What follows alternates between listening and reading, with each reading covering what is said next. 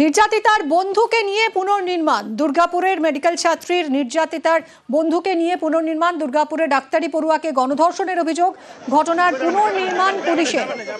পরানগঞ্জ জঙ্গলে ঘটনার পুনর্নির্মাণের সময় এক ধৃতকেও ঘটনাস্থলে নিয়ে যায় পুলিশ। কথা বলবো, অভিজিৎ রয়েছে সঙ্গে। অভিজিৎ, আর কি জানা যাচ্ছে?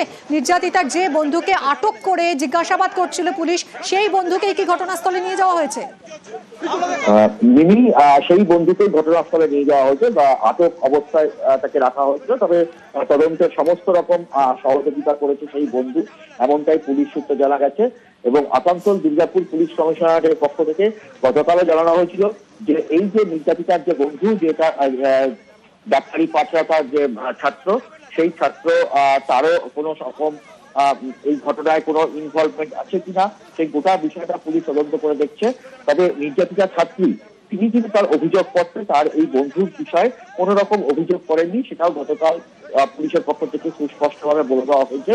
তবুও তিনি এই বন্ধু সে যে বয়ান দিয়েছিল, জিজ্ঞাসাবাদে যে তথ্য দিয়েছিল, সেই তথ্যের সঙ্গে কোন রকম অসঙ্গতি থাকবে কিনা বা আছে কিনা সে গোটা বিষয়টা জানার জন্যই পুলিশের পক্ষ থেকে তাকে নিয়ে আসা হয়েছে এই পরানগঞ্জ কালীবাড়ি জঙ্গল এলাকায়।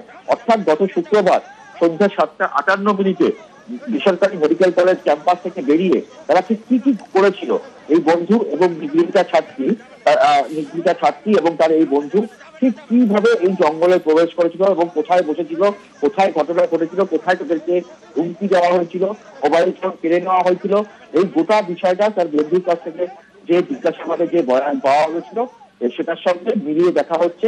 পাশাপাশি এর আগেই একজন অভিযুক্তকে নিয়ে আসা হয়েছে, সেই অভিযুক্তকেও এখানে পুনর্নির্মাণ করা হচ্ছে তার যে বয়ান, সেই বয়ানের ভিত্তিতে। এবং সকালবেলাতেই বিজরা গ্রাম, যেখানে এই 5 অভিযুক্তের বাড়ি, দুর্গাপুর পুর নিগমের 2 নম্বর ওয়ার্ডের বিজরা গ্রাম, সেখানেই এই 5 অভিযুক্তের বাড়ি থেকে তাদের জামা কাপড় বাজেয়াপ্ত করা হয়েছে। অর্থাৎ গত শুক্রবার দিন তারা যে জামা কাপড় পরেছিল সেই জামা কাপড় বাজেয়াপ্ত করে ফরেনসিকে পাঠানো হয়েছে। এবং সেখানে আজকে 2 জন অভিযুক্তকে নিয়ে যাওয়া হয় এবং 2 অভিযুক্তকে নিয়ে গিয়ে ঘটনার পুনর্নির্মাণ করা হয়।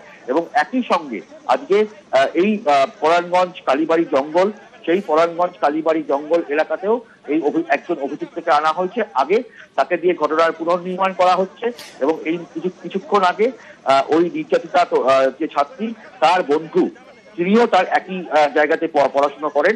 অর্থাৎ এই দুর্গাপুরের বেসরকারি মেডিকেল কলেজের 2য় বর্ষের ছাত্র, সেই ছাত্রকেও নিয়ে আসা হয়েছে এবং তাকেও ঘটনার পুনর্নির্মাণ করানো হচ্ছে। অর্থাৎ তিনি সেদিন ঘটনার দিন ঠিক কি করছিলেন, কোন সময় এসেছিলেন, সমস্ত গোটা বিষয়টা পুলিশ খতিয়ে দেখছে। এবং তথ্যে বা বয়ানে কোন রকম অসঙ্গতি যদি পায় তবে সেই অনুযায়ী পুলিশ ব্যবস্থা গ্রহণ করবে।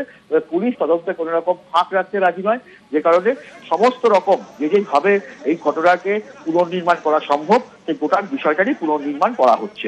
অভিজিৎ, একটা বিষয় একটু স্পষ্ট করতে চাইছি যে 2 জনকে আজ ঘটনার পুনর্নির্মাণে নিয়ে যাওয়া হয়েছে, তাদের মধ্যে একজন ধৃত, একজন অভিযুক্ত যাকে গ্রেফতার করেছে পুলিশ, এবং আরেকজন হচ্ছে এই সহপাঠী বন্ধু নির্যাতিতার। এই 2 জনকে আজ ঘটনার পুনর্নির্মাণে নিয়ে যাওয়া হয়। আর যে 2 জনকে তাদের বাড়িতে নিয়ে যাওয়া হয়েছিল, তারা কি মানে এই তাদের মধ্যে কি একজন ধৃতকেও ঘটনার পুনর্নির্মাণে নিয়ে যাওয়া হয়েছে নাকি তারা অন্য 2 জন? দেখো, গোটা প্রত্যেকেই যারা অভিযুক্তদের প্রত্যেকেরই মুখ ঢেকে নিয়ে আসা হয়েছে।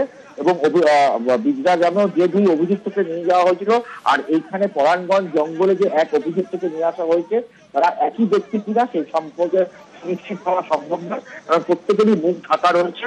এবং এত দ্রুত একদম ক্যামেরার সামনে থেকে তো নিয়ে যাওয়া হচ্ছে না, গোটাটাই একদম অন্য রাস্তা দিয়ে। আর এই 2 জনকে কি আলাদা আলাদা ভাবে নিয়ে আসা হয়েছে, মানে এই বন্ধুকে এবং ধৃতকে?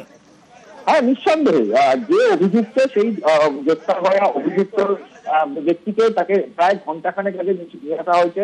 তাকে দীর্ঘক্ষণ ধরে পুনর্নির্মাণ হচ্ছে। আর মিনিট 5 আগে, মিনিট 5 হয়নি, তার থেকেও কম সময় আগে এই যে তার বন্ধু, নিগৃহীতা ছাত্রীর যে বন্ধু, তাকে নিয়ে আসা হয়েছে। এবং ফলে এবার দুপক্ষেরই বয়ান, অর্থাৎ নিগৃহীতা ছাত্রীর যে বন্ধু, তার বয়ানও যেমন খতিয়ে দেখা হচ্ছে, পাশাপাশি অভিযুক্তরা যে বয়ান দিয়েছিলেন সেই বয়ানও খতিয়ে দেখা হচ্ছে। এবং দুজনের পক্ষের বয়ান মিলিয়ে দেখা হচ্ছে যে সময় টাইম লাইনটা অত্যন্ত গুরুত্বপূর্ণ পুলিশের কাছে, এবং সেই টাইম লাইনটাকে মিলিয়ে দেখা হচ্ছে যে কোথাও কারোর কোনো অসঙ্গতি রয়েছে কিনা, অসঙ্গতি রয়েছে কিনা সেই বিষয়টাই এই মুহূর্তে খতিয়ে দেখছে পুলিশ। অনেক ধন্যবাদ অভিজিৎ, তোমার থেকে আরো আপডেট আমরা নিতে থাকবো।